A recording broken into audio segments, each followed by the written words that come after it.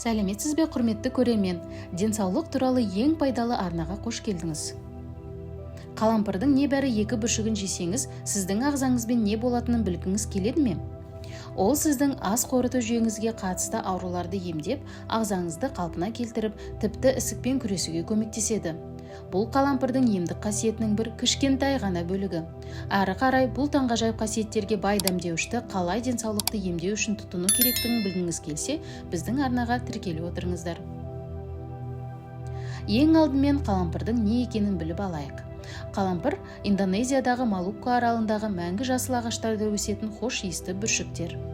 Қалампыр әлемдегі ең сүйікті және танымал дәмдеуіштердің бірі.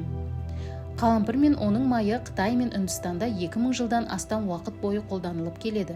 Бүгінгі күні оны тұтастай да ұнтақталған түрінде сатып алуға болады. Тұтас бүршіктері хош иісті әлдеқайда ұзағырақ сақтайды. Оның шығаратын хош иісімен қатар, қалампыр өзінің емдік қасиеттерімен де өте танымал. Ол витаминдерге, минералдарға және антиоксиданттарға толы. Барлық осы тамаша компоненттер денсаулыққа көптеген пайда әкеледі. Қалампырдың құрамындағы минералдар темір, кальций, магний, фосфор, калий, цинк. Ал витаминдер С, В6, В12, А, Е, Д, К, рибофлавин, ниацин, фолий қышқылы және тиамин. Сонымен қатар, ғалымдар қалампыр экстрактынан флавоноид, этанол, тимол, эвгенол, бензол сияқты биологиялық белсенді заттарды бөліп шығарды. Ал енді назарыңызға күніне 2 қалампырдың денсаулыққа тигізетін таңғажайып әсерлерінің кейбірі ғана ұсынылады. Бірінші, қалампыр иммундық жүйені нығайтады. Денедегі инфекциялармен күресуге көмектесетін қандағы лейкоциттер санын көбейту арқылы қалампыр иммунитетті сақтаудың ең жақсы тәсілдерінің біріне айналады. Және оның барлығы осы дәмдеуіште өте көп болатын С витаминінің арқасында жүзеге асады. Соңғы кездері вирустың түрлері көбейіп барады, сондықтан қалампыр әрдайым қалталарыңызда жүргені дұрыс. Тамақтарыңыз ауыра бастаған кезде бірден 2 бүршіктің бас жағын ажыратып тіліңіздің астына салып қойыңыз, сонда тамағыңыздың ауырғаны бірден кетеді. Қалампыр ас қорыту ауруларына көмектеседі. Қалампыр ас қорыту жүйесіндегі аурулар үшін қолданылады, өйткені ол ферменттердің өндірісін арттырады. Лагос университетінің фармакология колледжінің факультеті өз зерттеулерінде қалампыр сығындысы асқазан жарасын емдеуге көмектесетінін және тіпті әртүрлі жараға қарсы препараттарға ұқсас әсер ететінін дәлелдеді. Ол сонымен қатар газды кетіреді және жүрек айнуын азайтады. Асқазандағы аурулардан арылуға көмектеседі және іш қатудың алдын алады.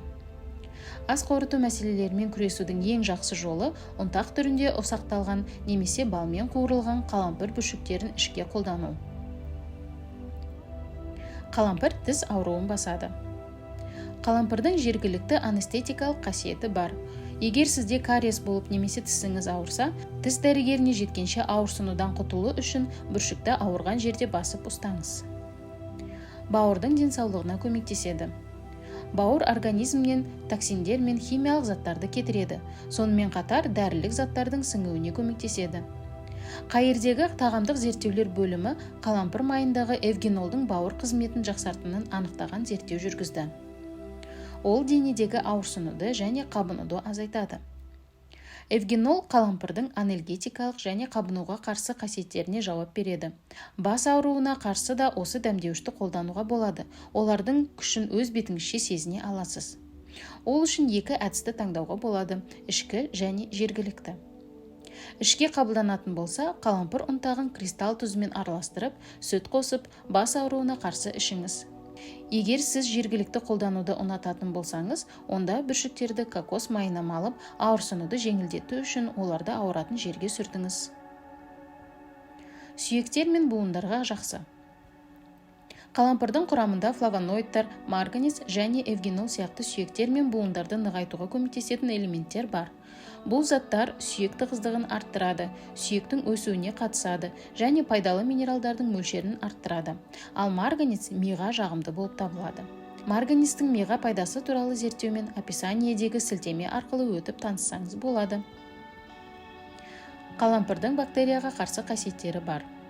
Буэнос-Айрес университетінде қалампырдың ішек таяқшасы Е. коли және алтын стафилококк сияқты ауыр бактерияларға қарсы қасиеті сыналған. Зерттеулер қалампыр майының оларды бұзатынын көрсетті. Шай ағашы майынан, насыбай гүлден және қалампырдан табиғи жолмен жасалған ауыз шаюға арналған рецепт өте кең таралған. Бұл шайғыш тіс иектерін емдейді және 21 күннен кейін тістерді кір мен бактериялардың мөлшерін азайтады. Сонымен қатар бір кіші қасық қалампырды жарты литр суға қайнатып, оны тамшы күйінде көзге күніне 3-4 тамшыдан құйып отырса, көзді конъюнктивиттен емдеуге болады.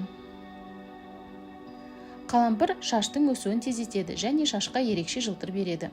Ол үшін бір кіші қасық иісті бұрышқа, бір қасық корица және оған жарты қасық қалампыр ұнтағын қосып, 250 мл қайнаған ыстық суды 1 сағатқа құйып қою қажет. Осы тұнбамен жуылған таза шашты шаю қажет.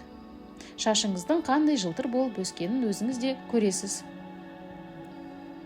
Пекин орталық университеті, Питтсбург университеті, Розвелл парк қатерлі ісік институты және Миннесота университетінің ғалымдары бірігіп, қалампыр сығындысы қатерлі ісіктердің өсуін тоқтатуға көмектесетінін және тіпті адамдардың кейбір қатерлі ісік жасушаларында, соның ішінде өкпенің, сүт безінің және аналық бездеріндегі қатерлі ісік жасушаларының өлімін тудыратынын дәлелдеді. Қалампырдың құрамындағы таңғажайып зат эвгенолдың ісікке қарсы қасиеттері бар екенін анықтады. Бірақ абай болыңыз, эвгенол жоғары мөлшерде улы болуы мүмкін. Жаңа шөптік препаратты немесе алдын ала дәрілерді қабылдау алдында әрқашан дәрігермен кеңескеніңіз жөн. Қалампыр антиоксиданттарға толы. Қалампыр полифенолдардың ең бай көзі болып табылады. Полифенолдар бұл өсімдіктерде кездесетін химиялық заттар. Олар бізге холестерин мен қан қысымын төмендетеді. Қан тамырларының қызметі мен икемділігін жақсартады, өмірді ұзартады. Антиоксиданттардың адам өміріндегі маңызына көңіл бөлу тиіс. Олар қатерлі ісік, жүрек ауруы және артрит сияқты созылмалы қабынуды тудыруы мүмкін. Ал қалампыр болса, өз кезегінде радикалдардан қорғаныс пен тұрақтылық деңгейін қамтамасыз етеді. Антиоксиданттардың жұмысының маңызды бөлігі бос радикалдарды денеге зиян тигізбеуі үшін бейтараптандыру болып табылады.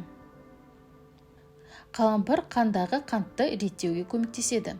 Қалампыр қандағы қант проблемалары, соның ішінде қант диабеті бар адамдарға көмектеседі. Өйткені ол инсулин сияқты әсер етеді. Бұл дене жасушаларындағы қандағы артық қантты кетіруге көмектеседі. Глюкоза деңгейін қалыпқа келтіреді.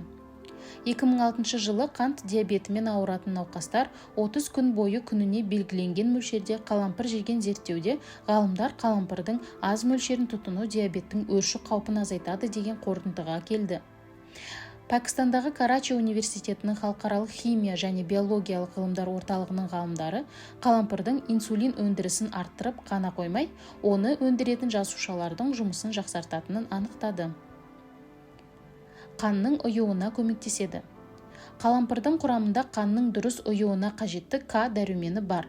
Бұл әсіресе К витаминінің жетіспеушілігінен жиі қан кетуден зардап шегетіндер үшін өте пайдалы. Бірақ К дәрумені қанның ұюын төмендетуге жауапты препараттармен жақсы әрекеттеспейтінін есте ұстаған жөн.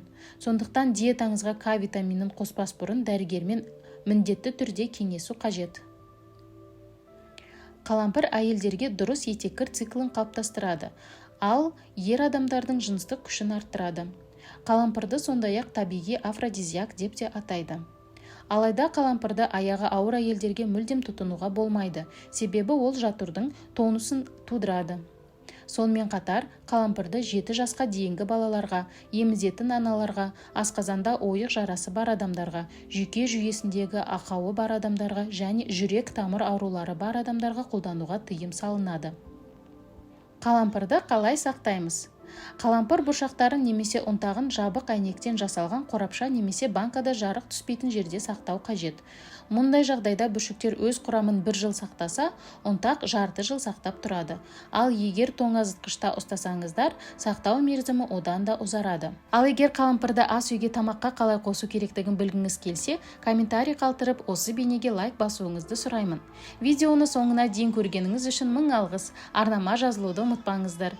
Дендеріңіз сау болып, өміріңіз қуанышқа толы болсын. Келесі видеода көріскенше сау болыңыздар.